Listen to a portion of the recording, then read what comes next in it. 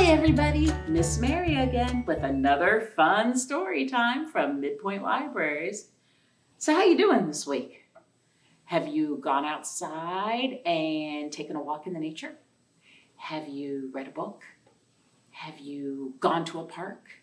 Have you drawn some pictures? These are some of the things that are on your summer reading map for all the fun things that you can do. And you want to check off those boxes and do all those things so that you can come into the library and show us how well you've done with all your activities. Also, it's a pretty fun way to spend the summer, isn't it? But what we're here for today is story time about an animal. So let's get started. If you're ready for a story, wave hello. If you're ready for a story, wave hello. If you're ready for a story and you want us all to know, if you're ready for a story, wave hello.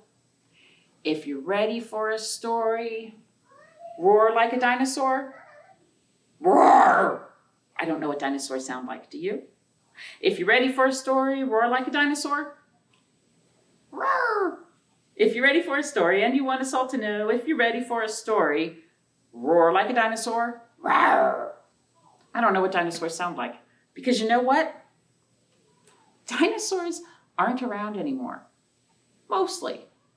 There's still a little bit of dinosaur left in the world, but I'll tell you about that in a few minutes. So I'm wondering, do you have any pets at home? I have some pets. I have some cats. Does anybody have a pet dinosaur? Anybody? No? Oh man, I've got this great book about adopting a dinosaur. I guess we'll have to read this to learn about what it's like to have a pet dinosaur. This book is called Adopting a Dinosaur, and it was written for us by José Carlos Andrés and illustrated by Ana Sanfilippo. All righty. So this is Adopting a Dinosaur. See the little girl there? See all those animals? Oh my gosh. She says, I want a dog, I want a dog, I want a dog. I want a cat, I want a cat, I want a cat. She changes her mind every day. First it was Monday, she wanted a dog. Now it's Tuesday, she wants a cat. Then on Wednesday, I want a turtle, I want a turtle, I want a turtle. Thursday, I want a parrot, I want a parrot, I want a parrot. Or a spider, a spider, a spider. No, thank you. On Friday, she said, I want a chicken. Saturday and Sunday, I want a giraffe. I want a pig. No, no, no. Better yet, I want an elephant. Well, that's what we talked about last week, wasn't it? Do you think any of those would make good pets? But Allie's parents would always answer, animals at home? No way. So here we are on the next Monday. On her way home from school, Allie found an enormous egg in the park. Since it looked abandoned, she decided to take it back to her house. She tried to hide it, but it would not fit anywhere. Wouldn't fit under her bed, on top of the lamp, in the fridge, in the bathroom. Oh no. How about in the wardrobe, under the table? She tried to put the rug over it. It still showed. Now she even has her chair balanced on it. On Tuesday, Allie called the egg Chemo. She painted 2 eyes and a red nose on him and added a mop for hair. On Wednesday, she polished Chemo and lit a lamp beside him so that he could stay warm. On Thursday evening, she covered him with a blanket and told him a story. That's a pretty good bedtime routine, huh? A blanket and a story. On Friday, the egg hatched. Crack, crack, crack. A few seconds later, a big head appeared and said, roar. So here she is with her parents. I want a dinosaur. I want a dinosaur. I want a dinosaur. Allie's parents thought that was impossible. So they answered, okay, if you find one, we'll adopt it. Allie came out of her room hugging her baby Saltosaurus. Dad, Mom, this is Chemo. And look, Dad jumped up on the lamp and Mom's hiding behind the couch. Whoa, whoa, whoa! That's a dinosaur! And here we are on Saturday again. After the initial shock wore off, it turned out that Chemo was very sweet. But not for everyone, because in the park, he frightened a few people. What do you think you would do if you saw a dinosaur in the park? I would be scared, that's for sure. Chemo, Allie, and the other kids played together and had loads of fun.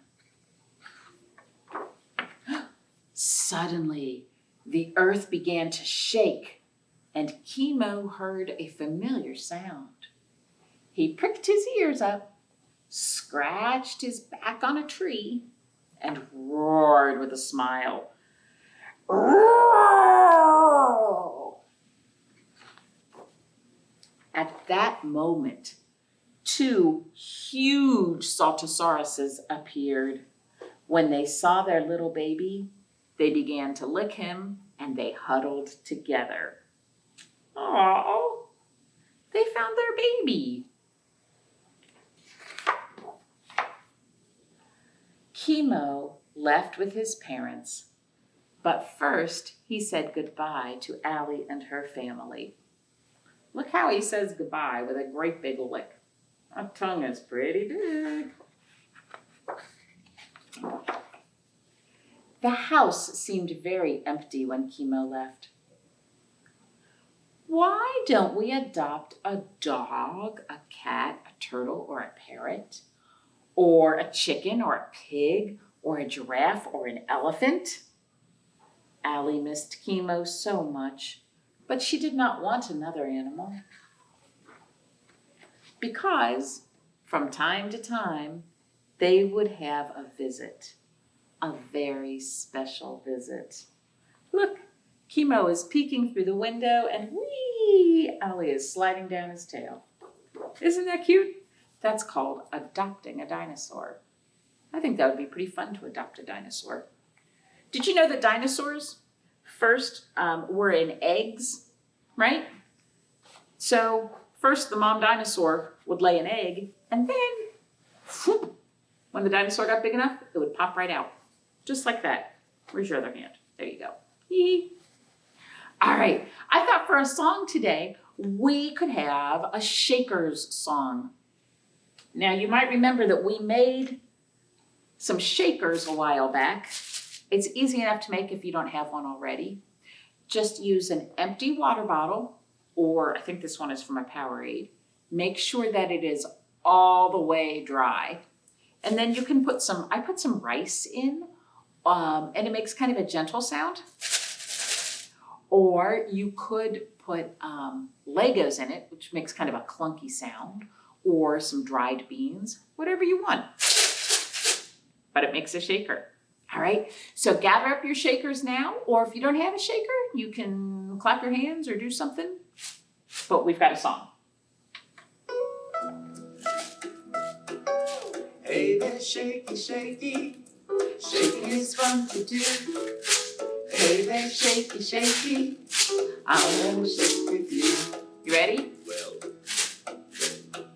shake a little faster. Shake fast. Shake a little slower. Shake slow.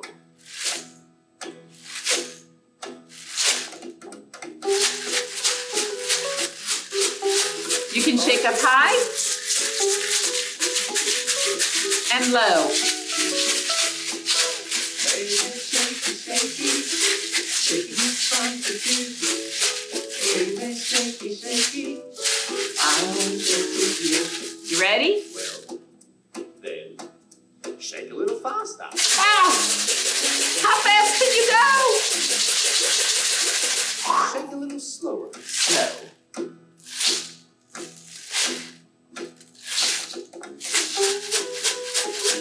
you shake in a circle? Shake it all out.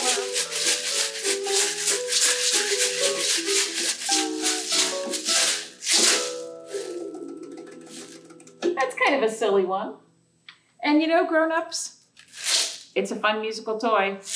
Very little effort, very little expense. Two of my favorites. All right, so we had a fun pretend story about adopting a dinosaur, but how about we have a story, a book of true facts about dinosaurs. This is one of my favorites. This is called How Tall Was a T-Rex? And it was written for us by Alison Limentani. Oh, I like this one a lot. First, it tells us that the measurements inside this book are based on the skeletons of Thomas, Stan, and Sue. It sounds like my family tree, but those are the names that the scientists gave to some dinosaur bones that they found. Okay? Many thanks to the Natural History Museum in Los Angeles and the Sedgwick Museum in Cambridge for their help in checking my Tyrannosaurus facts. How tall was a T-Rex? A T-Rex might have been scaly like a reptile. This guy looks kind of scaly. Or it might have been feathered like a bird. Well, that's interesting. Its eyes were as big as baseballs. So if you think about how big a baseball is, it's bigger than this picture, but if you can imagine holding a baseball in your hand, that's how big a T-Rex's eye was.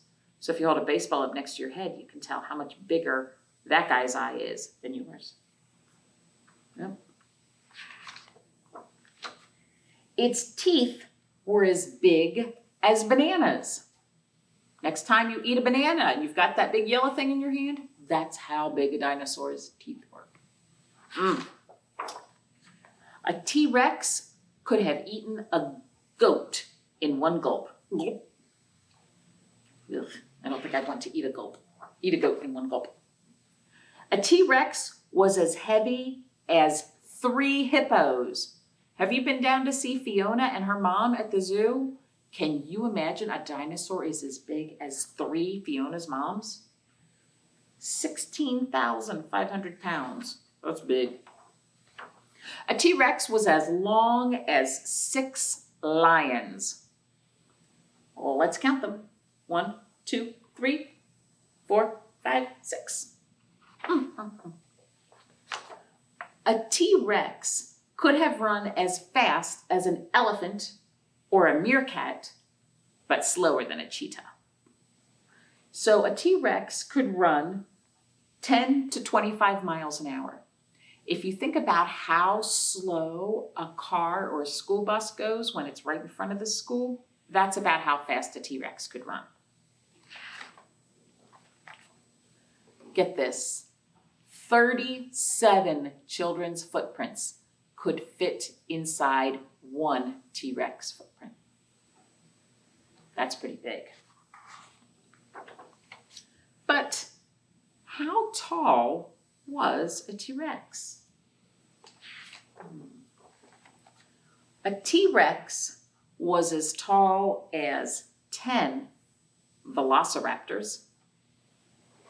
I'm not sure I know how tall a velociraptor was. Let's see. Or a T-Rex was half as tall as a brachiosaurus. I don't know how big a brachiosaurus was. I need some more help. Or as tall as a giraffe. Well, that I understand. A T-Rex was about as tall as a giraffe. Curious. Scientists can tell a lot about dinosaurs by looking at bones and fossils. And the facts in this book are what we currently think about the Tyrannosaurus Rex. But who knows what we'll discover in the future? Pretty cool, huh? That one, how tall was a T-Rex? So, we learned some interesting things about dinosaurs. This book told us that we don't really know for sure what they looked like. We, for some reason, think that they were green or gray. And scientists think they were probably scaly, like a reptile, like a snake or a lizard. But we also know that baby dinosaurs came from eggs. Did you know that there are descendants of dinosaurs around today? Do you know what a descendant is? A descendant is a person who lived later than another person. So if you think about your grandparents' descendants are your parents and you, your brothers and sisters and cousins and like that.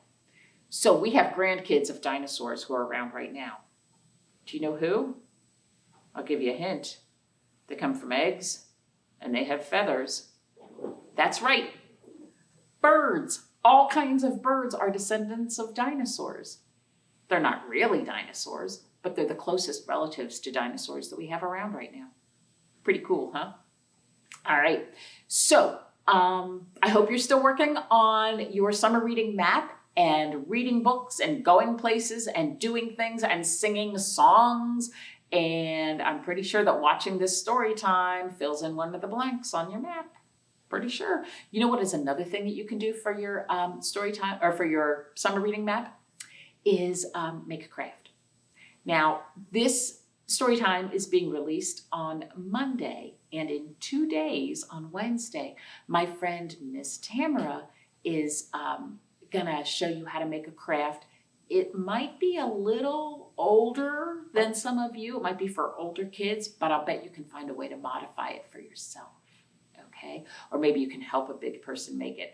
And it's a craft that involves animals, and I think dinosaurs too, which would be pretty cool. And speaking about birds, you might hear some bird stories next week. I think so.